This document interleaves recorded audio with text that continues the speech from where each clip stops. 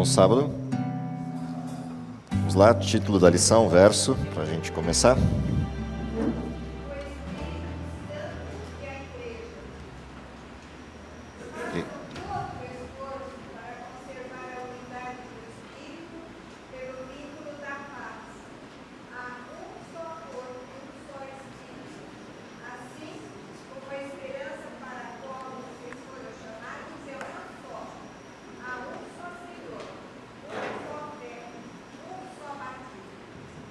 Ok, antes da gente comentar o verso e a estrutura da lição, vamos para os objetivos. Vamos ver o que a gente tinha para aprender essa semana, quais eram os pontos centrais de atenção nosso para essa semana, o que deveria ser provocado como sentimento e prática a partir do estudo dessa lição. Então, quem puder me ajudar com os objetivos da lição, está lá no auxiliar. Primeiro objetivo, o que a gente tinha para aprender essa semana?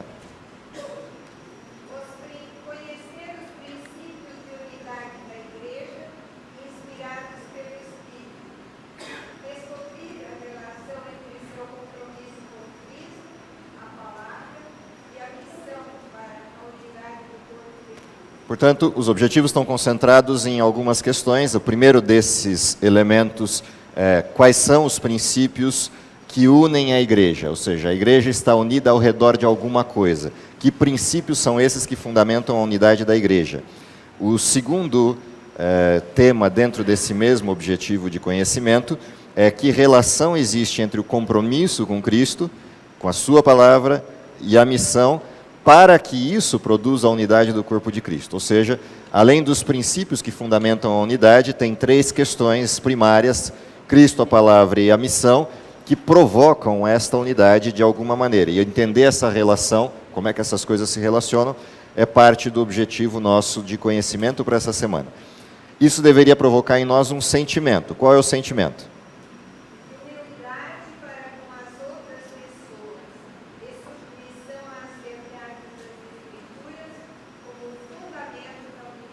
Ou seja, quando a gente entender os princípios que geram a unidade da igreja, quando a gente entender a relação entre Cristo, sua palavra e a missão, o sentimento que deveria ser provocado em nós a partir disso é humildade em relação a quem a gente enxerga, quem a gente encontra, quem a gente convive, e submissão a essa mesma palavra, a esse mesmo Cristo e a essa mesma missão.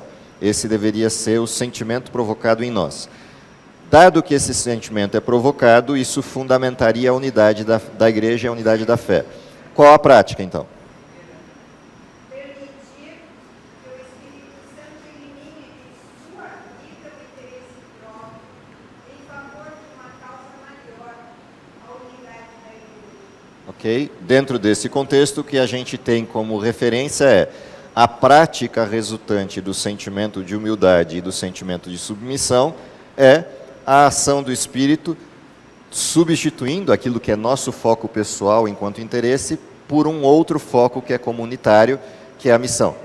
Essa troca, esse câmbio entre duas estruturas, os nossos desejos pessoais, nossa vocação pessoal no sentido das nossas buscas, frente à missão.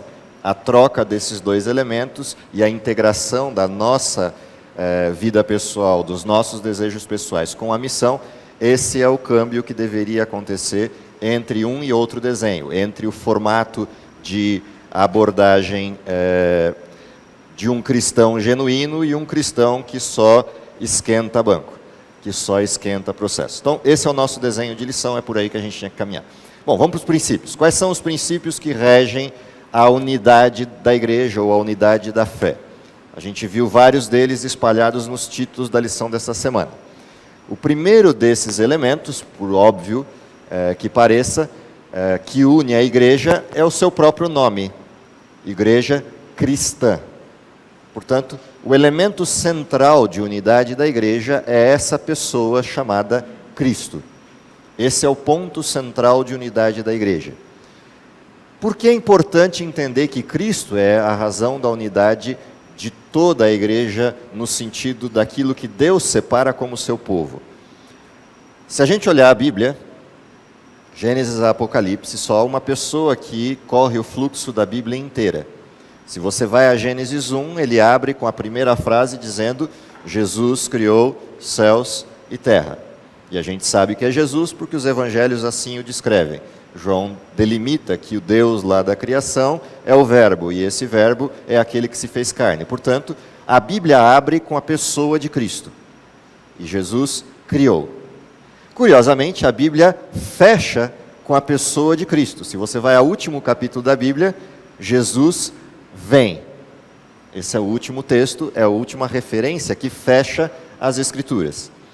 A partir daí, tudo que segue, de Gênesis, Êxodo, Levítico, Números e vai aí por fora, todos os textos que você encontrar na Bíblia, a referência de pessoa que você encontra ali é sempre Cristo, sempre Jesus. Curiosamente, apesar da Bíblia ser um livro que fala de Deus, a pessoa que menos aparece na Bíblia é Deus, o Pai. É sempre o Filho. Até que o Filho vai embora e diz: eu não vou deixar vocês sozinhos, vocês vão ficar com alguém que fará a missão que eu vinha fazendo, e a fará mais amplamente do que eu faço, porque eu estou hoje restrito a essa condição de natureza humana, mas preciso voltar à condição de plenitude do exercício da divindade. Enquanto eu vou lá para terminar a missão, que deve acontecer no céu, alguém vai ficar com vocês aqui, que é o mesmo que esteve comigo lá na criação, o mesmo Espírito, que é o que a gente está estudando esse trimestre. Portanto, há uma relação interessante na Bíblia que é, de Gênesis a Apocalipse, não importa qual livro você esteja olhando, sempre é Jesus. Portanto, quem produz a unidade da igreja é a pessoa que está no fluxo da história humana, Cristo. E mesmo quando Cristo não está aqui, no sentido do exercício direto dessa missão, porque tem uma missão a executar antes que retorne, que Daniel descreve como sendo o juízo de Deus, enquanto ele executa essa missão, alguém cuida do povo de Deus, mas com uma missão: levar o povo de Deus para onde? Para Cristo. Portanto, a missão do Espírito Santo é uma e exclusiva: levar as pessoas ao convencimento de Cristo.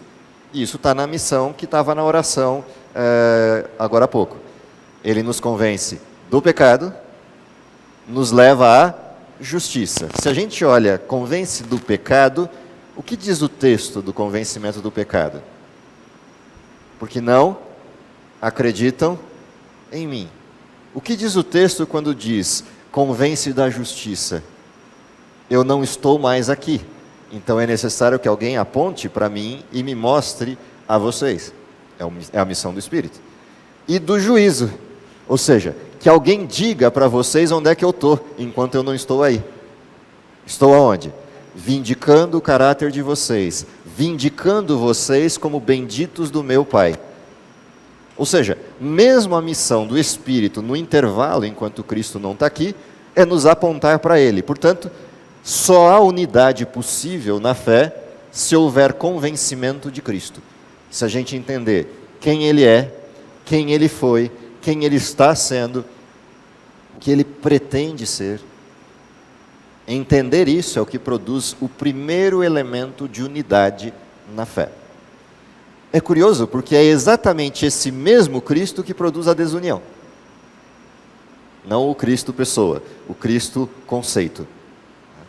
É exatamente o equívoco no conceito de Cristo que nos distingue como cristãos.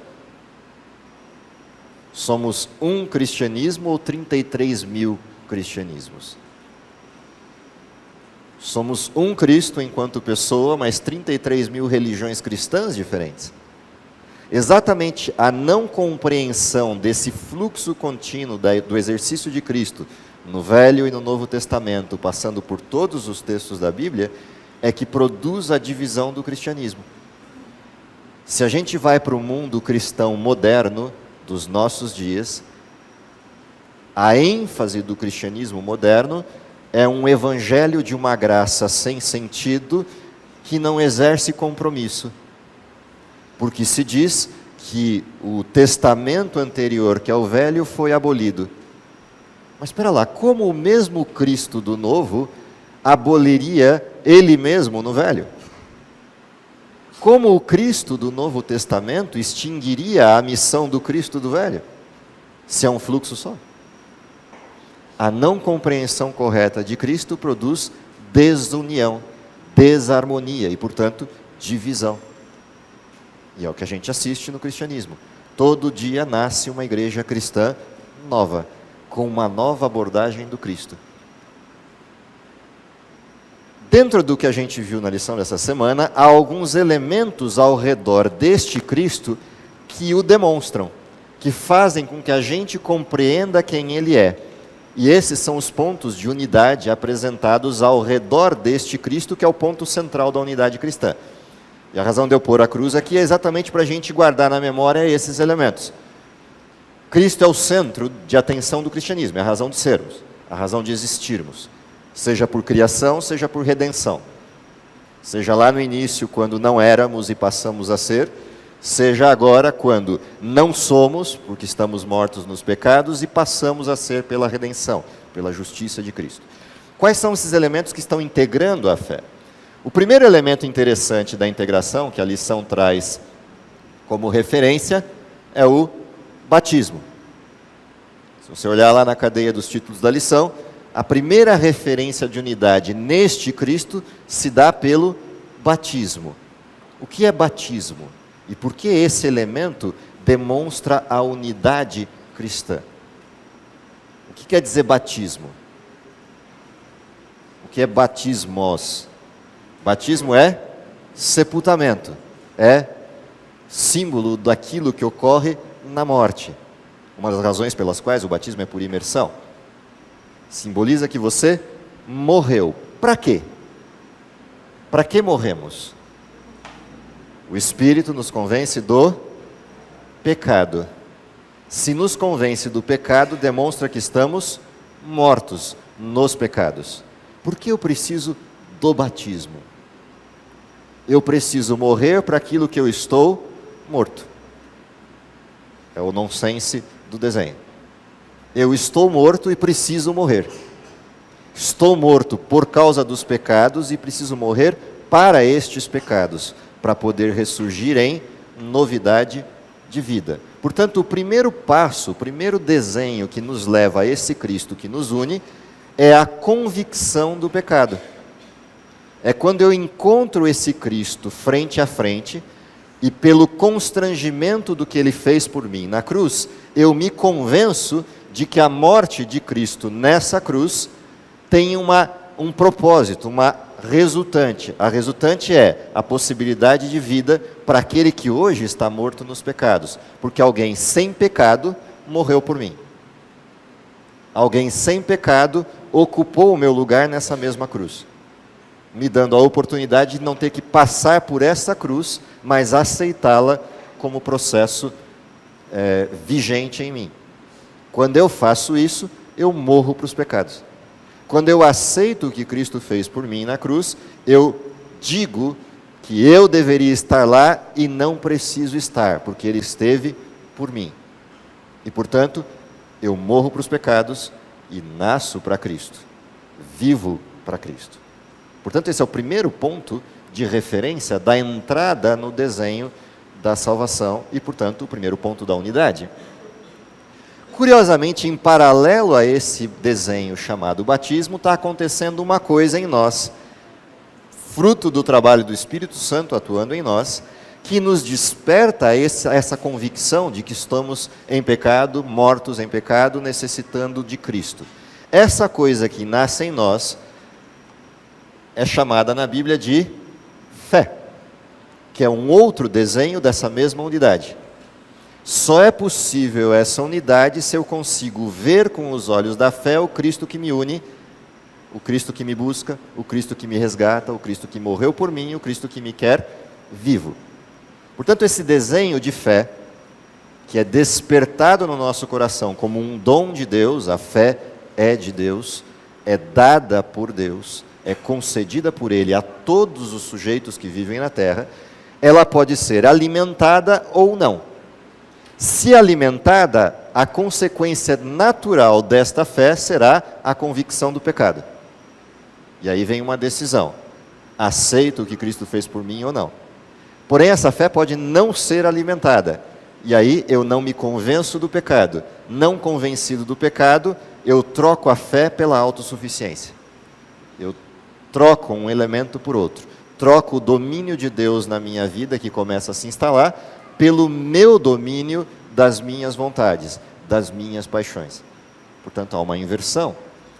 A fé que é despertada em nós pelo Espírito nos conduz à percepção desta decisão que tem que ser tomada: aceitar ou não aceitar Cristo, aceitar ou não aceitar o que Cristo fez por mim. O problema é que quando eu me convenço do pecado e decido que eu quero mudar a minha estrutura, quero trocar essa estrutura, eu descubro que há um monte de coisas que residem em mim do tempo de convivência com o pecado. E esse monte de coisas que residem em mim, fruto da convivência com o pecado, ele vai sendo aclarado por mim por um outro elemento dessa mesma unidade.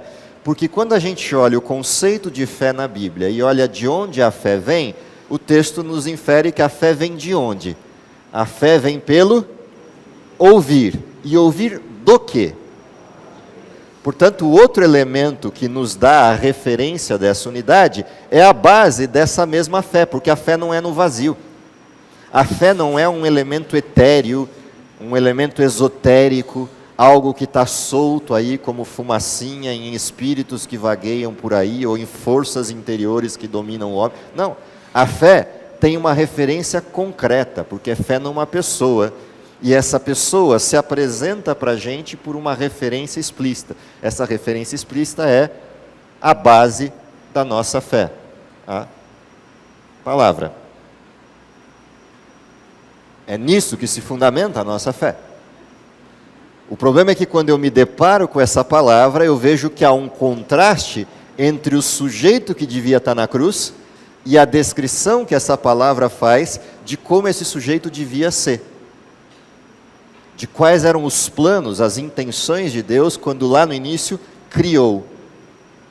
Quando lá no começo de tudo disse Deus, haja, disse Deus, apareça, e depois fez Deus com as suas próprias mãos o homem e disse, está muito bom. No momento em que isso acontece, há um plano, há um propósito. Quando eu me deparo com a palavra, eu começo a descobrir qual é o propósito de Deus para mim, em mim, comigo, por mim. E a hora que eu descubro esse propósito, eu começo a ver que tem um monte de cracas que foram sendo agregadas na trajetória do pecado. E isso provoca uma necessidade de mudança. Percebe que isso é diferente do batismo? O batismo é o convencimento do pecado residente, do pecado que vive em mim, pelas coisas mais grotescas desse pecado. Mas quando eu vou à palavra de Deus, eu começo a descobrir que há um monte de pedacinhos de pecado que eu nem percebia que estavam lá. E isso começa uma caminhada que pós-batismo é chamada de santificação. É por isso que quando você vai à Bíblia, o texto diz lá, ide ao mundo e façam discípulos. E aí faz o que com eles? Batizando-os em nome do Pai, do Filho e do Espírito Santo. E guiando-os em toda a verdade. É uma sequência de coisas. A primeira parte do modelo é quando você se faz perceber, porque uma vez que Cristo vive em você, as pessoas que convivem com você começam a notar diferença. E uma hora ou outra vão se perguntar, por quê? Por que que nas mesmas condições você age assim e o outro do seu lado se desespera? Por que que nas mesmas condições você age assim e o outro do seu lado se exaspera? Por que que nessas condições você agrega e o outro racha? Essas situações começam a se tornar contrastantes com a vida no mundo. E as pessoas se perguntam, por quê? Para onde eu as levo? Eu digo, isso acontece porque um dia Cristo morreu por mim e me mostrou como eu devia ser. Quer conhecê-lo? Se essa pessoa conhece Cristo, do que ela se convence? De que aquele contraste que ela viu externamente está onde? Dentro dela. E ela se convence do pecado e o batismo é resultante disso. O amor de Cristo me constrange a responder. Ou sim ou não, mas ele me constrange a responder. Eu respondo sim, se eu aceito esse constrangimento, eu respondo não, se eu não aceito os meus defeitos. Aí é uma questão de autoestima e de resolução do problema do pecado. A partir daí começa a caminhada. Ou seja, o batismo é só o ponto de partida. Ele não é o fim, ele é o começo. É o começo de uma nova vida a ser construída dia a dia em algo chamado santificação. Caminhar com Deus, aprender de sua palavra e começar a corrigir dia após dia cada uma dessas arestas que o pecado deixou impregnado na gente. Diga. Pastor, só batismo. Sim. Jesus, o batismo do Espírito Santo, o batismo nas águas, se for de Deus é a mesma. Sim. E por que o só batismo? Porque tem gente Porque só tem um Cristo, só tem um Deus, não tem dois. que se batizou 2, 3 vezes mesmo na igreja argentina. Então, vamos lá. Só batismo Não. qualidade ou de quantidade? Um só batismo é fonte. Qual é a fonte do batismo? O amor de Cristo me constrange. Há um só batismo, aquele que me constrange do que Cristo quer em mim, por mim, para mim. Isso é um só batismo, porque há um só Deus, há um só Cristo, há um só batismo. Isso não quer dizer que o pecado não pode voltar a me dominar. Basta que eu me afaste de Deus, me afaste da palavra, perca a fé, o que acontece comigo? Eu me enterro outra vez aonde? Nos mesmos pecados que outrora eu estive. O que acontece quando eu estou lá? Eu me desliguei de Deus e morri. Como é que eu volto para Deus? Só tem um jeito, um só batismo. Eu tenho que voltar pela mesma porta que um dia eu estive. Não tem a ver com quantidade de vezes em que eu me arrependo e em quantidade de vezes que eu volte a Deus. Basta a gente voltar ao Velho Testamento, isso fica um pouco mais evidente do que no Novo. Toda vez que eu peco consciente e intencionalmente, qual era a resultante disso no Velho Testamento? Vai lá, escolhe o seu cordeiro, traz até o templo e faz o quê? O que é o cordeirinho? O que é batismo? É a mesma coisa. Toda vez que eu desligo o cordão intencionalmente, o que eu preciso? Da mesma porta de entrada outra vez. Ah, mas eu peco todo dia, e como é que eu resolvo essa conta? Quer dizer que eu vou ter que ser batizado, às vezes, 10 vezes por dia, porque são 10 vezes pecando, 20 vezes pecando. Não, não é isto. É toda vez que eu me desligo de Deus, a ponto de negar a fé que eu tenho e negar aquilo que eu estava caminhando. Eu mudei de rumo. Eu estava indo para lá, na direção de Deus, e decidi, não quero mais, eu vou caminhar para cá e volto a caminhar nos pecados para cá. Isso é batismo. No intervalo dessas duas coisas, existe algo que nos mancha ao longo da caminhada, porque continuamos a ser pecadores. O batismo não tira o pecado de nós, apenas é a demonstração pública de que eu não quero mais que o pecado me domine. E, portanto, estou sob o domínio do Espírito a partir de agora. Porém, eu ainda peco. E toda vez que eu peco, o que vai grudando no meu pé? Nas sandálias e nos pés. O pó do mundo desgraçado de pecado em que caminhamos. O que Cristo deixou como referência para isso? Ao longo da jornada, você passa pelo quê? Por um negocinho chamado ceia. A ceia do Cordeiro.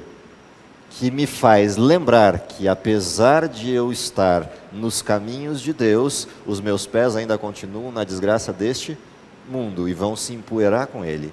Então eu me ajoelho aos pés de alguém, e esse é os meus, e um lavando os pés dos outros se convence de que o pecado ainda está presente em nós, e portanto continuamos dependendo do poder, da graça, da atuação desse mesmo Cristo. E nos lavamos uns aos outros nessa cerimônia de humildade para lembrar, ainda cometemos pecados. Essa é a razão pela qual o sentimento resultante do convencimento de quem é Cristo é a humildade, uns para com os outros. A cerimônia que caracteriza isso é o lava-pés, que é quando eu olho para o outro e digo, sou pecador, igual ao outro. É por isso que na presença de Cristo era difícil aceitar Cristo lavar os pés. Era difícil isso para Pedro, porque aceitar que um mestre que ele reputava a perfeição lhe lavasse os pés na qualidade de servo, implicava na sequência disso o quê? Que se ele, que é mestre, me lava os pés, eu que não sou, tenho que fazer o quê? O que ele está fazendo com todos os meus irmãos. Pedro aceitaria de bate-pronto lavar os pés de Jesus, mas não aceitaria lavar os pés de João, que estava do lado, nem o de Tiago, que estava do lado. Se bobear, nem do irmão. Então, esse desenho é o desenho que está atrelado a essa figura. Então, quando se fala em um só batismo, o conceito é esse. Só tem um Deus, portanto, só tem uma porta de entrada. Portanto, só tem um desígnio, só uma palavra. Logo, aceitar o batismo é aceitar essa palavra que é única. E aí a gente tem um problema. Nós temos 33 mil versões dessa mesma palavra. Por quê? Porque as pessoas insistem em não aceitá-la como um todo, não aceitá-la por inteiro. Na carona disso, o que vem? Quando eu começo a olhar para a palavra, o que eu descubro? Há nessa estrutura algo que se formata no desenho da vida cristã. E a gente chama isso do quê?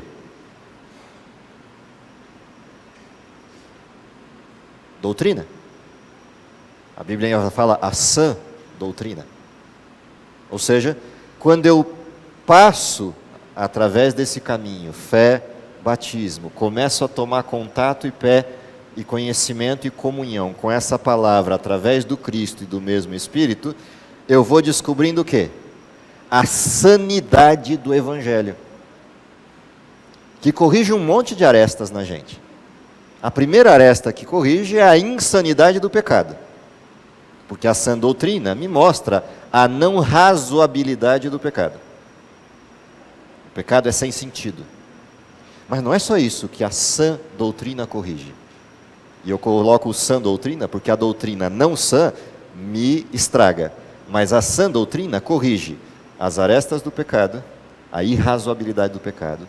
Mas também corrige algo que está no core business do meu amigo ali atrás, que é a sanidade mental. A sã doutrina me coloca centrado outra vez, porque ela me dá identidade, significado, postura, um propósito, um caminho, uma dignidade. Ela me coloca de novo como gente, centrado como gente. A sã doutrina, porque a doutrina não sã me coloca para baixo, me baixa a autoestima, me põe como um sujeito pária e vai me mantendo cada vez mais lá e me estragando cada vez mais. Mas a sã doutrina não, ela me reergue, ela me torna gente outra vez, porque ela me leva de fato à semelhança com esse sujeito que sem pecado um dia morreu na cruz. É a sã doutrina que me torna cada dia mais semelhante a esse Jesus, mais próximo dele. Ao mesmo tempo que essa mesma sã doutrina me mostra quanto de distância ainda tem, para eu não me tornar orgulhoso como os fariseus que batiam no peito e diziam: ainda bem que eu não nasci mulher nem publicano. O bem mulher eu até concordo, mas o publicano não. Dadas essas condições, o que a doutrina me faz? O que a sã doutrina produz? Ela produz uma percepção de que chega uma hora que eu não consigo mais conter o que está aqui dentro. E aí o que eu percebo? Para cada lado dessa cruz tem um detalhezinho importante. Ou seja, não fomos chamados para ficar pregados na cruz. Também não fomos chamados para ficar presos a uma graça barata lá, rendendo-se a ela, dizendo: ainda bem que eu fui salvo, ainda bem que eu fui salvo. Não. O nosso chamamento é para um desenvolvimento que não se esgote, mas que deva ser compartilhado nos dois lados dessa cruz, os braços dela. Para que estão os braços desse Cristo estendidos e abertos? Para acolher, serviço, e para conduzir, missão. Os braços da cruz nunca se fecham, isso é o serviço.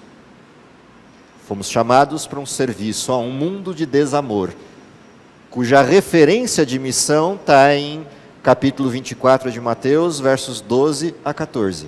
O que diz lá? Por se multiplicar a iniquidade, o amor de quase todos se esfriará. Por isso o mundo precisa do quê? Braços abertos, serviço, amor. Nunca se fecham. E estão pregados para não fechar mesmo. Não dá para puxar. Tem prego segurando. Isso é o serviço. Mas esse mesmo mundo que precisa do serviço, não para aí. O que diz o resto do texto?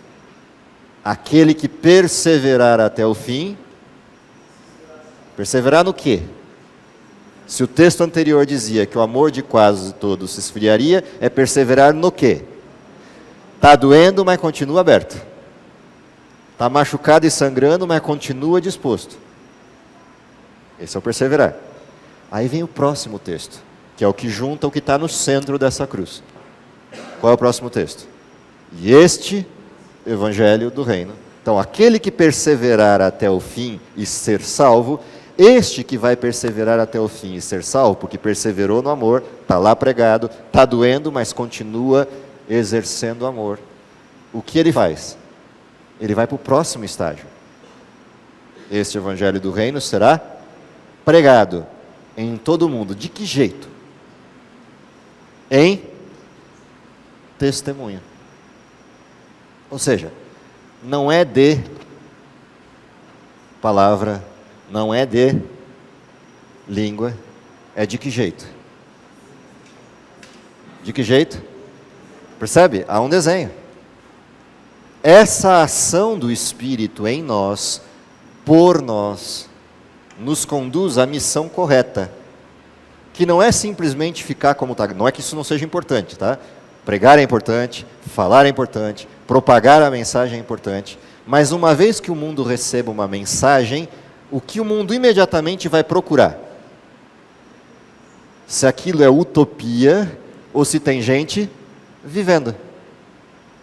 Se ele encontrar gente vivendo, aquilo não é utopia. É por isso que este Evangelho do Reino será pregado em testemunho. Deus não chamou pessoas para falar de Deus. Deus chamou pessoas para viver Deus enquanto fala. Então, quando eu prego o Evangelho, o mundo imediatamente vai querer procurar. Tem referência? Não adianta eu dizer, o Evangelho é um Cristo etéreo num céu infinito que eu não sei onde é. Não. Esse Cristo do céu infinito vive em mim. Portanto, sejam meus imitadores como eu sou dele. O mundo precisa de referência. Portanto, a missão da igreja é viver um Evangelho de serviço. Essa é a missão da igreja. Se isso existe, o mundo saberá que Cristo continua aqui. Nisto saberão que sois meus discípulos. Quando? Quando vos amardes uns aos outros. Isso só é possível de que jeito? Se eu sou, pelo reconhecimento dos meus pecados, humilde o suficiente para saber o quê? Sou tão ou mais pecador do que qualquer outro com quem eu encontrar. Esse é o desenho. Por isso a humildade é resultante. Mas não só. A percepção de que há um caminho.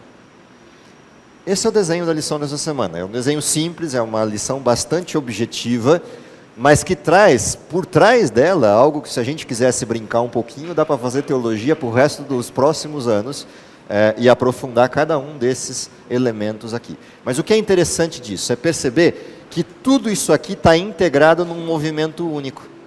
Quanto mais perto eu chegar do centro disso, mais perto estamos uns dos outros. Portanto, de onde vem a unidade da igreja?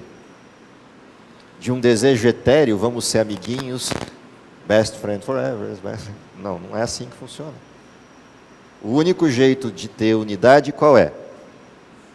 É chegar perto do centro. É essa convergência para a estrutura central desta cruz que dá a possibilidade de, a despeito das diferentes capacidades, potencialidades, talentos, dons concedidos pelo Espírito, a despeito de toda essa diversidade de dons e multiplicidade de dons, é um só Cristo, portanto, um só fruto do Espírito. Essa é a referência.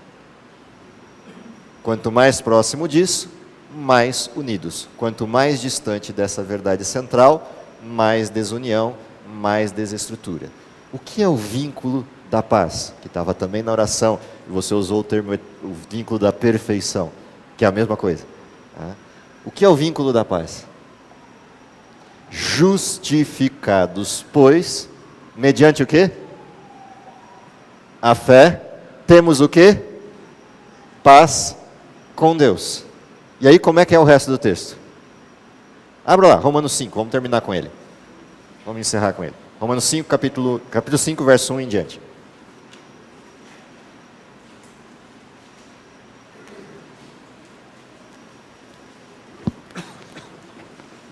Acharam lá? Mas você que tem a voz baixinha, fala daí de trás que aí todo mundo escuta. Você que tem um pulmão forte. Mais forte que o seu, só o do Nelson. Mas vamos lá. Justificados, pois, mediante a fé, temos paz com Deus, por meio de nosso Senhor Jesus Cristo, por intermédio de quem obtivemos igualmente acesso pela fé a esta graça, da qual estamos firmes. Para aí um pouquinho. Então, o que acontece no caminho? Justificados pela fé. Temos paz com Deus. Morremos para os pecados, nascemos de novo. E tivemos acesso ao quê? A esta graça. Por meio de quem? Daquele que ocupou esta cruz. Para quê? Como é que é o resto do verso? Gloriamo-nos na esperança da glória de Deus. Portanto, qual é a nossa glória? Cristo vem. É o último capítulo do livro de Apocalipse. Ele vem, e não de qualquer jeito. Vem sem demora. Vem depressa. Que mais? E não somente isso, mas também nos gloriamos nas próprias tribulações. Agora olha a coisa interessante. Eu não vivo uma vida de uma utopia futura esperando um céu que chegará. Eu vivo em que mundo? Neste mundo. E o que está prometido para este mundo? Neste mundo tereis aflições. Apenas que tende bom ânimo, porque eu venci o mundo. Então eu me glorio não só na expectativa da vinda de Cristo, mas na certeza de que Ele é presente quando? Hoje. Em que lugar? Nas tribulações. Por quê? Porque Ele venceu o mundo. E não só isso, o texto continua. Sabendo que a tribulação produz perseverança, que a perseverança experiência, que a experiência esperança. Olha que coisa legal. É a tribulação que me faz o quê? Perseverante. O que dizia o texto de Mateus? Por se multiplicar a iniquidade, o amor de quase todos se esfria, mas aquele que... Olha que coisa curiosa. É a tribulação que fez o mundo esfriar, é essa mesma tribulação que, compreendida na graça de Cristo e na cruz de Cristo, que me faz perseverar. A mesma graça, a mesma tribulação que produziu desânimo, é a tribulação que produz o ânimo. O contraponto disso chama-se cruz. Porque quando eu olho para a cruz, eu vejo não há tribulação maior que essa. E Ele venceu. Portanto, a minha tribulação é fichinha perto daquela, porque o poder que Ele me concede para vencê-la é infinito. E está à disposição. Por isso a tribulação produz perseverança. E a perseverança, por sua vez, produz o quê? Experiência. Com o passar do tempo, eu sou capaz de dizer, fica tranquilo, o tempo corrigirá isso. Calma, não seja tão apressado. O tempo dará conta ao seu tempo das coisas, porque a perseverança me produz paciência, me produz compreensão, me produz a percepção de que há tempo para todas as coisas debaixo do céu. Foi só a experiência de Salomão que permitiu que lá no texto 3 de Eclesiastes ele pudesse olhar para trás e dizer, há tempo para todas as coisas. Tempo para plantar, tempo para colher. Tempo para fazer, para desfazer o que se fez. tempo para viver e até tempo para morrer. Mas uma coisa não varia. Qual coisa é essa? Acima de todas essas coisas está Deus, que plantou no coração do homem eternidade. Assim conclui Salomão. Isso só é possível depois de que passar pela tribulação, pela perseverança, pela experiência ou paciência. É o mesmo texto, é o mesmo termo aí. Que me leva ao quê? A esperança. Portanto, a esperança não é vazia, não é etérea, não é utopia. A esperança é realidade vivida na tribulação, na perseverança, na experiência. E é por isso que o texto vai concluir que este tipo de esperança não permite o quê? Confusão. A esperança baseada nessa sequência que é tribulação, perseverança, experiência em Cristo, dá solidez e não confunde. Essa é a parte fantástica desse texto. Mas o curioso é que ele não termina aí. Ele diz que por causa disso, o que aconteceu conosco? O Espírito fez o quê? Como é que termina aí? Porque o amor de Deus é derramado em nosso coração pelo Espírito Santo. Portanto, qual é a resultante de viver essas coisas? O amor é derramado, é interessante isso, né? Ele invade o nosso coração por uma pessoa. Que pessoa é essa? O Espírito Santo. Mas para que ele invade o nosso coração de amor? Porque eu preciso de amor para servir, e eu preciso de amor para qualificar a missão. Do contrário, a missão é só doutrina, ou é só batismo, ou é só fé barata, ou é só palavra, mas sem sentido. É quando eu junto tudo isso nessa solidez íntegra desse texto, que de fato eu estou pronto, apto a exercer missão e serviço. Isso é a lição dessa semana. O resumo estava lá dado por Paulo há 2000 anos atrás, no capítulo 5 de Romanos. Que essa seja a nossa vivência cristã, nossa possibilidade de exercício, e que com isso, de fato, Mateus 24:14 se cumpra na nossa vida e a gente possa ver Cristo voltando ainda na nossa geração. Que Deus abençoe vocês e a mim é o meu desejo para todos nesse sábado. Vamos orar?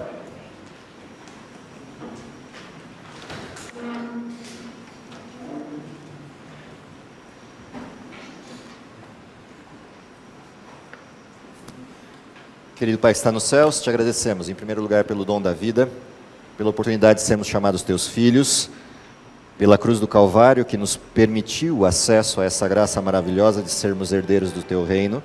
Mas, acima de tudo, pedimos que essa experiência não pare na história da cruz, nem na retórica da cruz, mas seja de fato uma experiência de convivência, que nos leve à compreensão clara das tribulações desse mundo, da causa de todas elas, mas acima de tudo da solução para tudo isso.